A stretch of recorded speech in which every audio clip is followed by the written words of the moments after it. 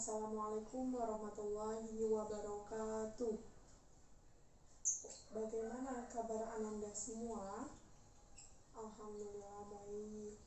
Alhamdulillah di pagi hari ini kita bisa bertatap muka kembali, berkumpul kembali, berdiskusi kembali di ruangan yang insya Allah penuh barokah ini.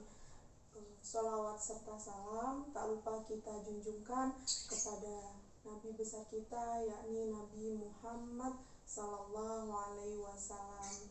Baiklah, sebelum kita memulai perkelasan pada hari ini, alangkah indahnya kita berdoa bersama-sama terlebih dahulu. Berdoa dimulai.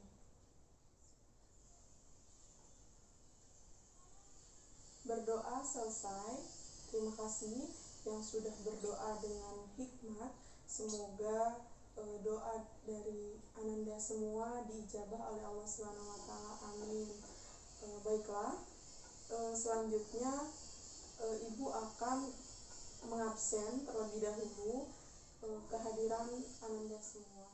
Oke, ketika Ibu mengabsen nama Ananda semua, nanti Ananda semua ucapkan hadir ya. Dimulai dari Akmal, lalu Agus, Alfira, Atta, Atu, lalu ada Dea, Eni, Fatma, Ferdi, dan yang terakhir ada Fitri. Alhamdulillah di kelas ini hadir semua ya Nanda. Semoga Nanda semua selalu diberikan kesehatan. Oke Nanda, selanjutnya kita masuk ke materi yang akan kita bahas, yaitu Ibu akan menyampaikan terkait 3 kata ajaib yang sering terlupakan. Apa aja sih? Ada maaf, tolong, dan terima kasih. Kenapa kok Ibu memilih materi ini? Jika Nanda bertanya seperti itu, Ibu akan menjawab karena kata ini itu sering terlupakan.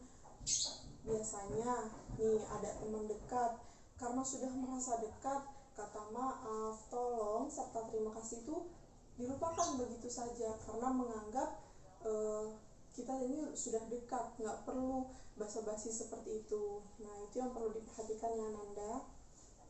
Nah itu tujuannya yang tadi Ibu sampaikan. Oke, selanjutnya kita ke materinya. Nah 3 kata ajaib yang sering terlupakan yaitu maaf, tolong, dan terima kasih. Nah Nanda bisa lihat di sini kalimat ini itu sebetulnya bisa kita terapikan untuk positive thinking kita. Karena tuh sudah mungkin Ananda bisa baca sendiri ya. Ada yang disampaikan oleh menurut ahli psikologi, terus juga disampaikan di bukunya gitu. Karena itu bisa membuat energi positif untuk diri kita masing-masing. Ketika kita meminta tolong, alangkah indahnya kita mengucapkan tolong, bukan menyuruh, apalagi seakan-akan kita yang berkuasa gitu. Kan kalau kita menggunakan kata tolong, misal tolong dong ambilkan gunting, saya sedang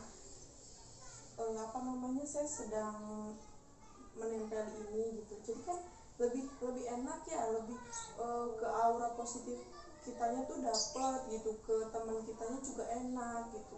Jadi seperti itu teman-teman.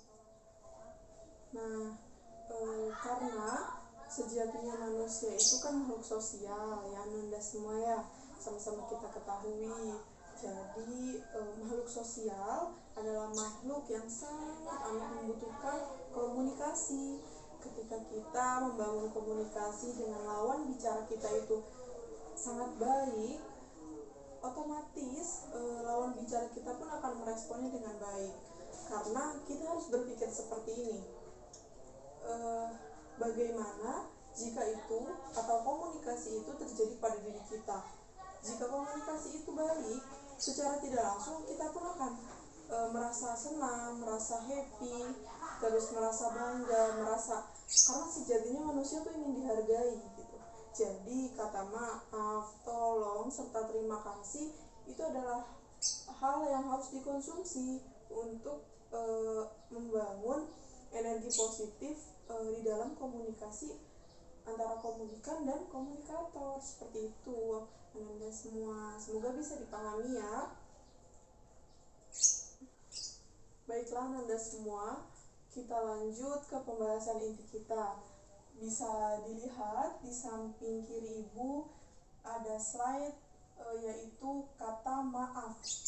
Nah, mungkin kita semua sudah tidak asing dengan kata maaf, tetapi kerap kali kita melupakan ketika kita memiliki salah kepada orang lain atau orang tua kita atau orang-orang terdekat kita gitu. Kita sering lupa gitu untuk mengungkapkan atau mengutarakan kata maaf itu gitu. Padahal sudah jelas ya di PowerPoint yang ibu buat ini seperti quote yang sering kita dengar, nobody is perfect. Tidak ada manusia yang sempurna. Jadi kita itu semua memiliki kesalahan.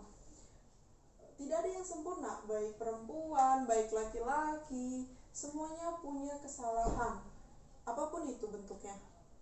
Jadi alangkah indahnya ketika kita sedang bersama teman, lalu bercanda, mengeluarkan kata-kata yang sekiranya dianggap bercanda, tetapi ketika kita melihat raut wajah teman kita, kok agak beda ya menerimanya. Nah, alangkah indahnya di situ kita mengutarakan kata ini, kata maaf. Seperti itu Ananda. Misalnya seperti ini, ada dua orang gitu, Dewi dan Desi.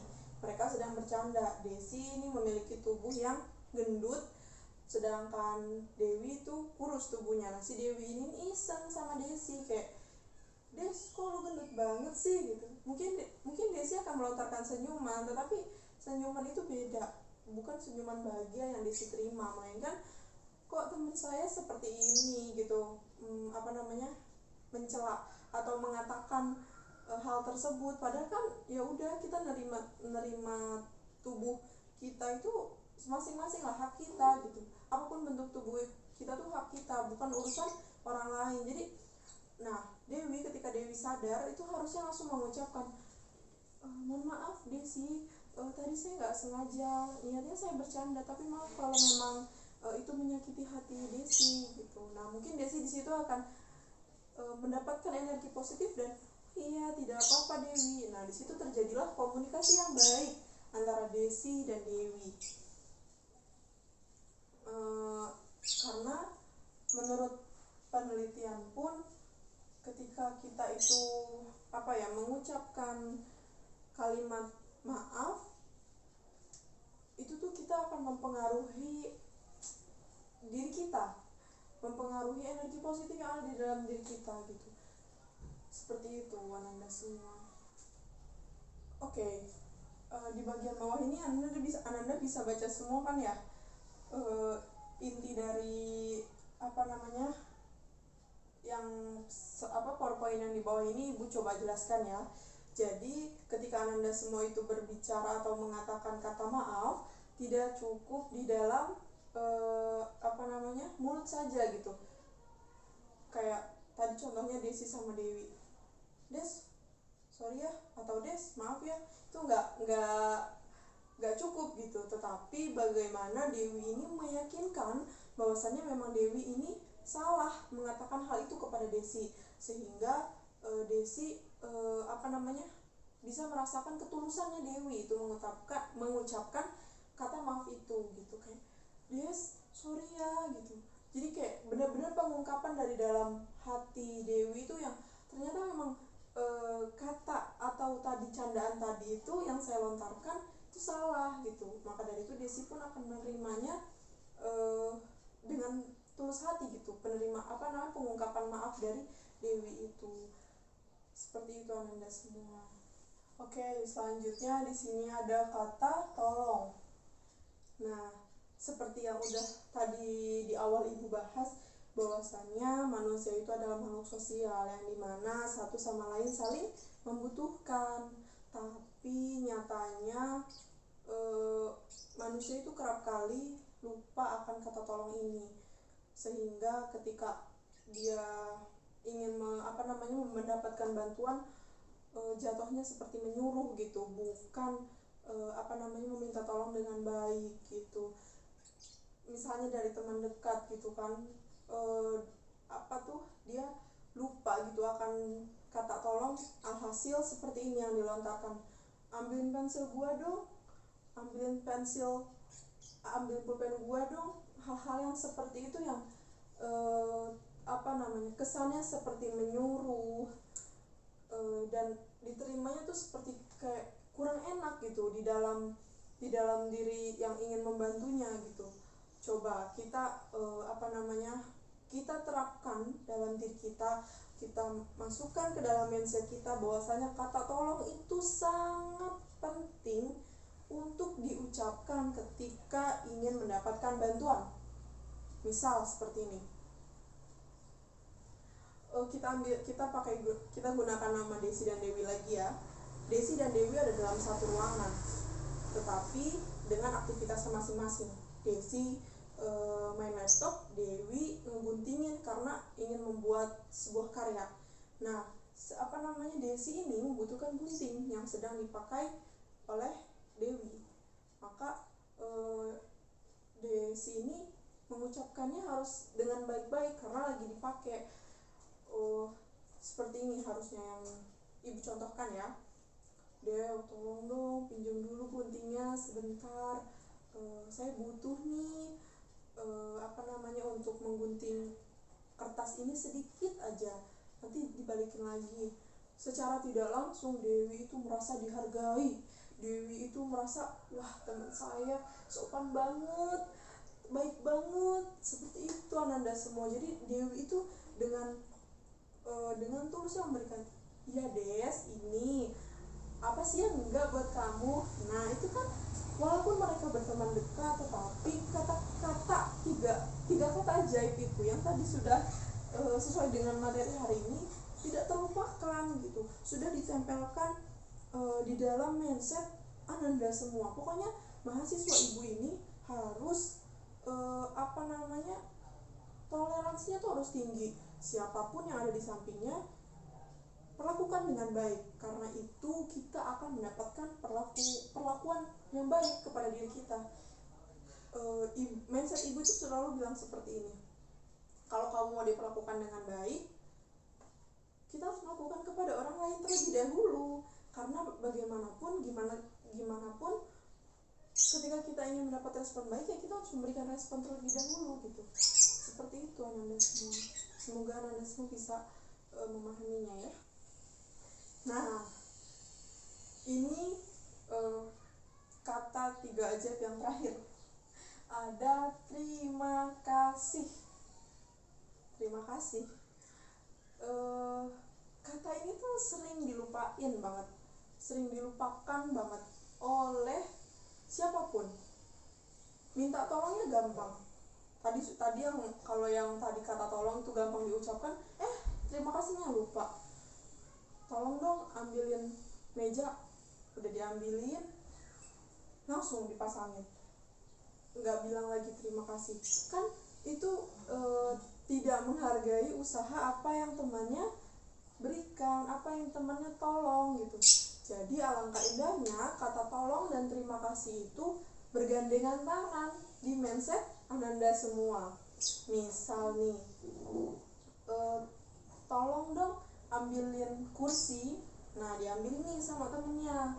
Udah gitu, setelah diambil, Ananda yang ditolongi jangan lupa mengucapkan terima kasih karena sudah mengambil gitu. Jadi itu yang nolongin Ananda semua itu senang gitu, karena dihargai. Oh iya, next time nanti saya akan bantu lagi jika memang saya bisa. Nah, respon positif yang seperti itu yang akan Ananda dapat ketika Ananda bisa saling menghargai satu sama lain. Nah, seperti yang sudah Ibu buatkan PPT-nya, di bawah ini ada menurut penelitian Nah, inti dari penelitian ini itu 66% ketika kita mengucapkan kata terima kasih, orang lain itu akan membantu kita kembali. Wah, dahsyat sekali kata terima kasih itu. Jadi ketika kita sudah mengucapkan terima kasih, lalu orang yang menolong kita akan berpikiran, baik, saya akan bantu dia lagi ketika dia butuh. Masya Allah banget kan. Jadi begitulah Ananda semua yang tadi sudah Ibu jelaskan, dari kata maaf, tolong, serta terima kasih harus digandeng dengan baik dalam kehidupan sehari-hari. Maaf jika kita melakukan kesalahan. Jangan gengsi ketika kita melakukan kesalahan. Tolong ketika kita ingin membutuhkan sesuatu.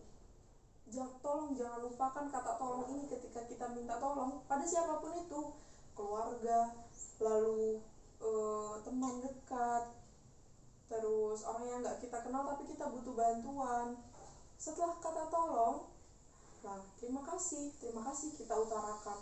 Terima kasih sudah membantu, terima kasih sudah memberikan solusi, terima kasih dan terima kasih lainnya.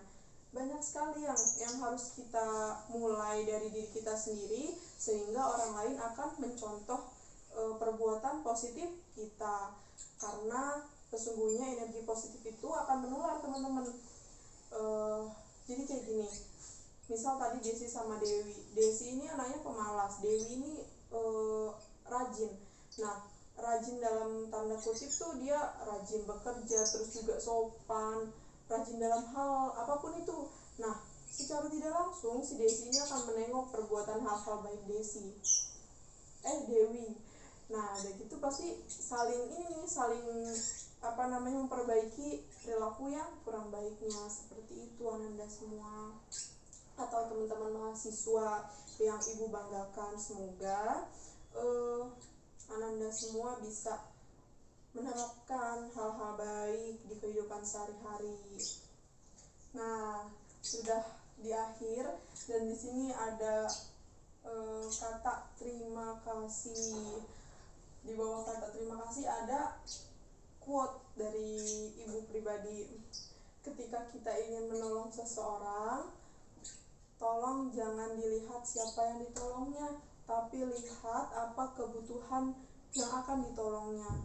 Gitu. Jadi kita harus bisa memilih hal-hal baik untuk orang lain dan untuk diri kita. Seperti itu Ananda semua, atau teman-teman mahasiswa semua. Semoga teman-teman semua atau Ananda semua bisa mengimplementasikannya di kehidupan sehari-hari, dan bisa menebarkan hal-hal positif untuk orang di sekitarnya. Seperti itu ya. Kurang lebihnya mohon maaf. Tolong jangan lihat siapa yang berbicara, tapi lihatlah apa yang dibicarakannya. Billahi fisabilil haq fastabiqul khairat. Wassalamualaikum warahmatullahi wabarakatuh.